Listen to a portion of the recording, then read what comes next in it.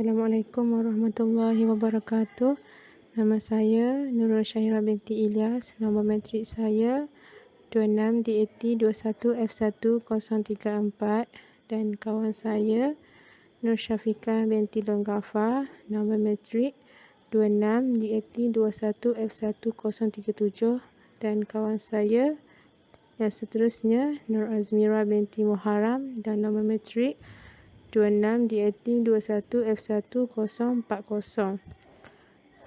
Kumpulan kami akan membentangkan tentang rukun negara.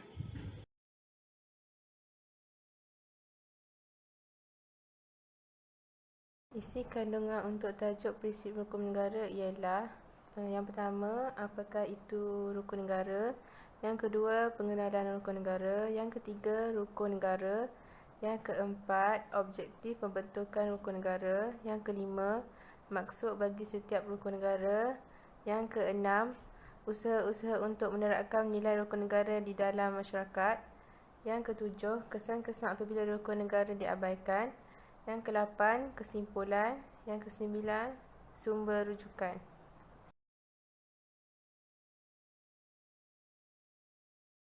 Yang pertama, maksud rukun negara.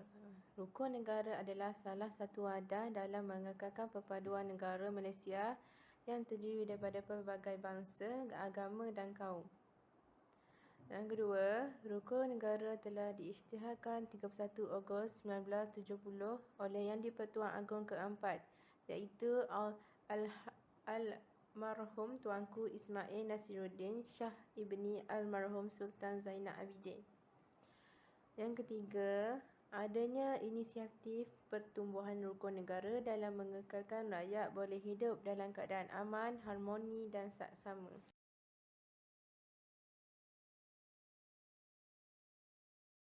Yang kedua, pengenalan rukun negara. Malaysia adalah sebuah negara yang unik kerana masyarakatnya terdiri daripada berbilang kaum dan agama. Perpaduan yang wujud ini mampu mengelakkan tragedi 13 Mei 1969 kerana rakyat Malaysia sedar akan pentingnya perpaduan. Bulat air kerana pembentuk bulat manusia kerana muafakat, yang membawa maksud manusia bersatu atau dipanggil sebulat suara. Perpaduan yang kuat dan kukuh antara rakyat mampu menjana kejayaan dan kecemerlangan bagi kesejahteraan serta kemakmuran negara. Seterusnya, tanpa perpaduan nescaya kemerdekaan dan kedaulatan negara yang telah diperoleh sejak sekian lama akan hilang sekelip mata.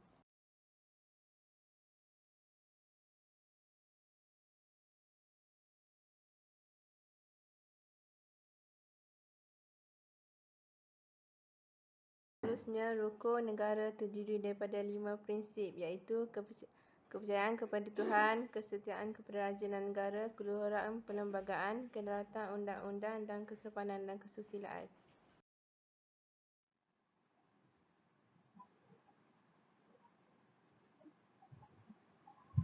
Objektif pembentukan rukun negara. Rukun negara menggariskan objektif masyarakat Malaysia yang mahu dibentuk. Terdapat 5 objektif pembentukan rukun negara. Pertama, mencapai perpaduan yang lebih erat dalam kalangan seluruh masyarakat. Semua rakyat hendaklah mendukung cita-cita untuk membentuk satu bangsa dan negara di mana ahli-ahli masyarakat menganggap diri mereka sebagai rakyat Malaysia tanpa mengira kaum. Keadaan bertambah rumit apabila wujudnya ketidakseimbangan ekonomi antara kaum. Adanya unsur-unsur berbeza ini melalui rukun negara akan dapat membentuk satu bangsa yang bersatu padu di mana semua rakyat tanpa mengira kaum mempunyai semangat kesetiaan dan perasaan cinta terhadap negara. Kedua, memelihara satu cara hidup demokratik. Sebagai contoh, apabila berlaku sebarang masalah yang melanda negara, kepentingan bangsa dan negara mestilah didahulukan.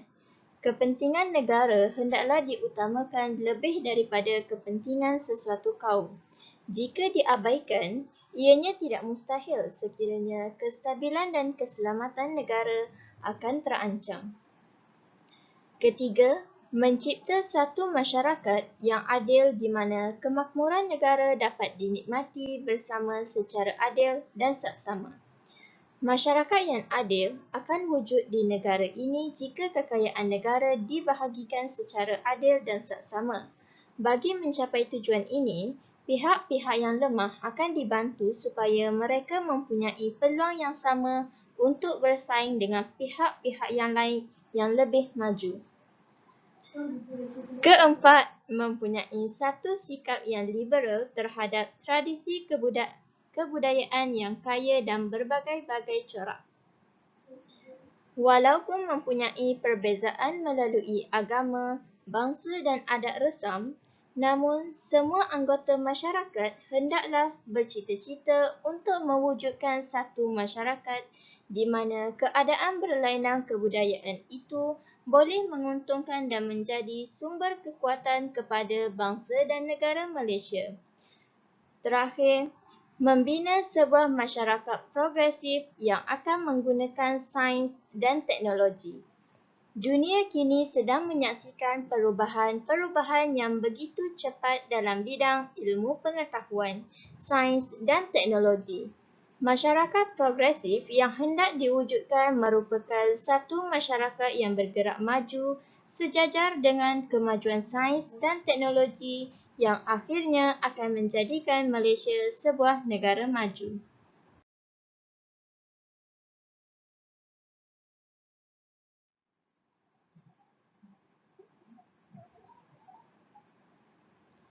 Kepercayaan kepada Tuhan. Bangsa dan negara ini telah diwujudkan atas kepercayaan yang kukuh kepada Tuhan. Melalui kepercayaan beragama yang betul akan menjadikan bangsa dan negara ini sebagai satu bangsa dan negara yang berdaulat.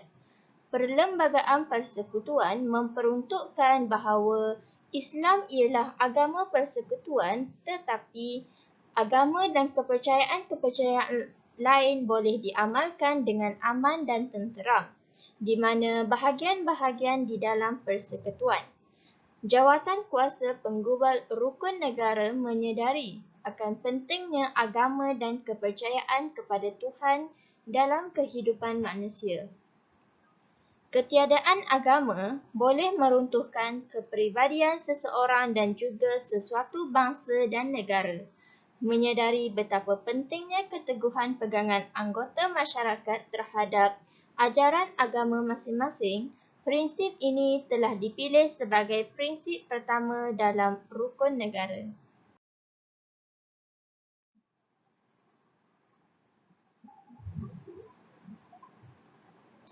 Kesetiaan kepada raja dan negara.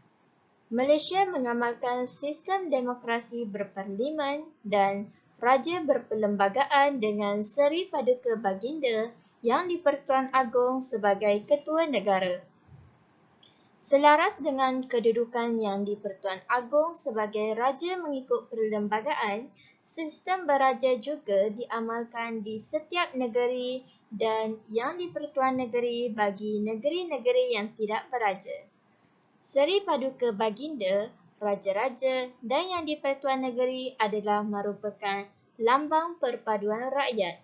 Kesetiaan kepada raja dan negara bermaksud bahawa setiap warga negara hendaklah menumpukan sepenuh taat setia, jujur dan ikhlas kepada Seri Paduka Baginda yang di-Pertuan Agong.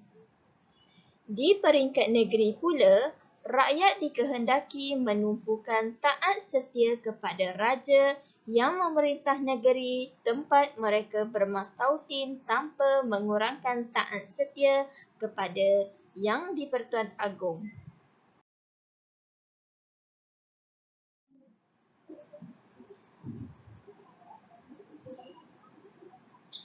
Keluhuran perlembagaan.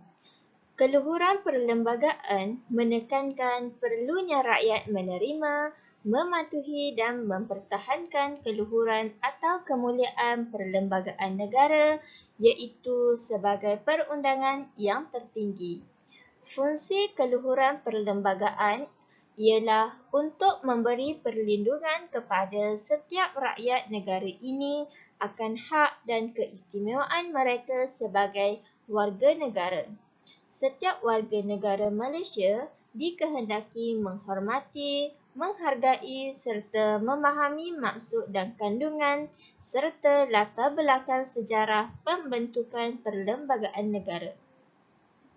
Perlembagaan negara telah digubal berasaskan kesepakatan semua kaum dan semua pihak di negara ini.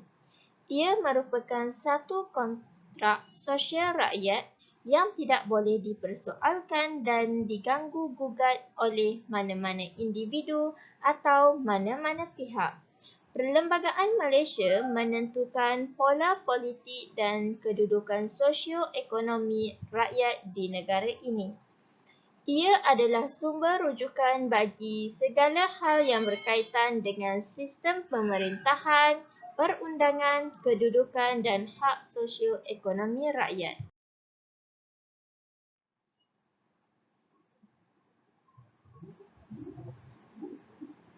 Kedaulatan undang-undang.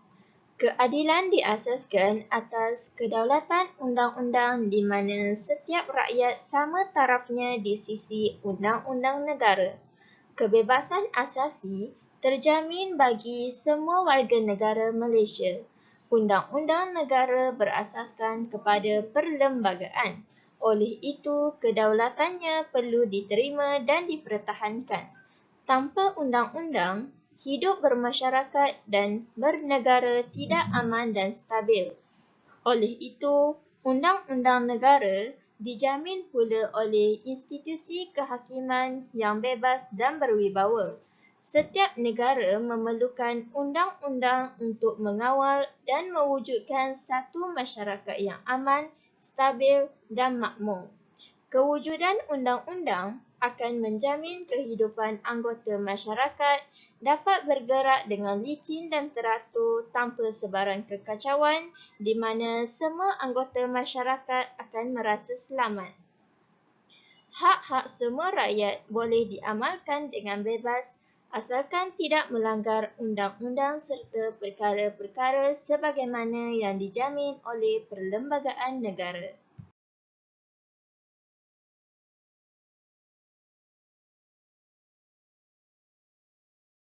Kesopanan dan kesusilaan. Prinsip ini menekankan perkembangan personaliti dan tingkah laku seseorang rakyat. Tujuannya adalah untuk membentuk warga negara yang bersopan santun dan bersusila selaras dengan kempen budi bahasa dan nilai murni yang dijalankan sekarang. Sifat individu yang bersopan santun dan bersusila adalah amat penting dalam konteks perhubungan antara satu sama lain dalam masyarakat pelbagai kaum di negara ini. Sikap bersopan santun dan bersusila patut diamalkan bagi membentuk individu dan masyarakat yang berdisiplin serta bermoral tinggi yang akan mewujudkan sebuah masyarakat yang harmoni. Tata susila ini membenci tingkah laku yang angkuh atau menyinggung perasaan seseorang atau sesuatu golongan. Tingkah laku yang sopan juga mengandungi suatu darjah kesusilaan yang tinggi dalam kedua-dua kehidupan, persendirian dan kehidupan bernegara. Prinsip ini menjadi panduan supaya perilaku masyarakat sentiasa terpelihara dan berkembang sesuai dengan kepribadian bangsa dan nilai-nilai murni.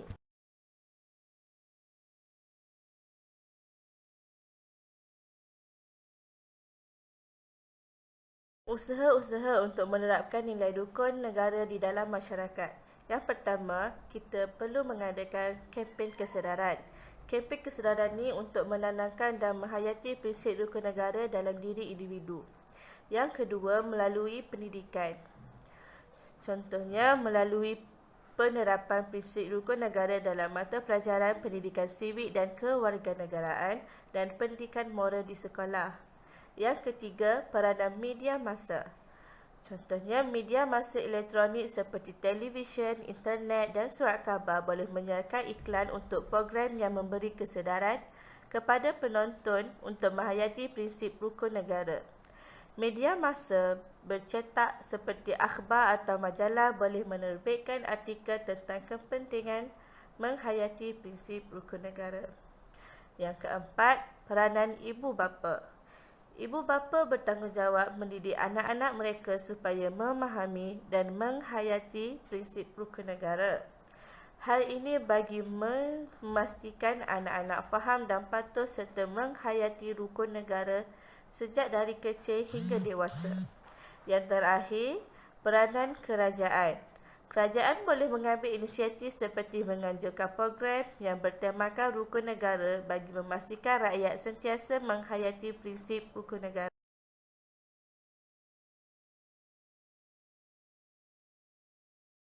Apabila rukun negara diabaikan. Yang pertama, ketidakharmonian dan ketegangan antara kaum berlaku di dalam masyarakat dari isu setempat hinggalah isu nasional. Yang kedua, apabila prinsip kepercayaan kepada Tuhan diabaikan, maka pelbagai fahaman liberal mula menusuk masuk ke dalam minda masyarakat. Yang ketiga, apabila prinsip kesetiaan kepada raja dan negara diabaikan, maka fahaman anti-institusi raja mula berlega-lega di dalam masyarakat. Yang keempat, apabila prinsip keluhuran perlembagaan dan kedaulatan undang-undang diabaikan, maka semua yang terkandung dalam perlembagaan termasuk soal hal-hal istimewa orang Melayu dan bumi putera. Kedudukan raja, bahasa Melayu sebagai bahasa kebangsaan dan Islam sebagai agama persekutuan telah menjadi perkara pertikaian hingga meranapkan kontrak sosial berasaskan kompromi antara kaum yang selama ini menjadi tunjang perpaduan antara kaum di negara kita. Yang kelima, apabila prinsip kesopanan dan kesusilaan diabaikan, maka lahirnya manusia tidak sopan dalam kalangan warga negara. Perpaduan dan rasa hormat menghormati menjadi tombak besar antara masyarakat.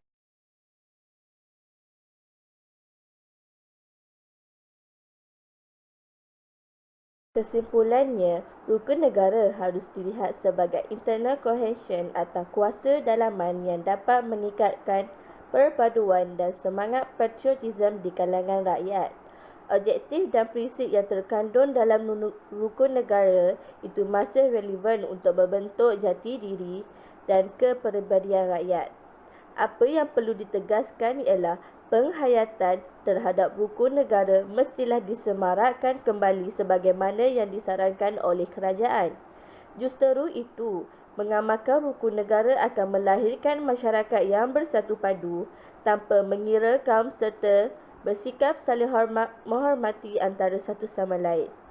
Melalui perpaduan yang kukuh, maka pertumbuhan ekonomi dapat ditingkatkan dan kestabilan politik dapat dikekalkan dalam sistem pemerintahan negara yang bercorak demokratik.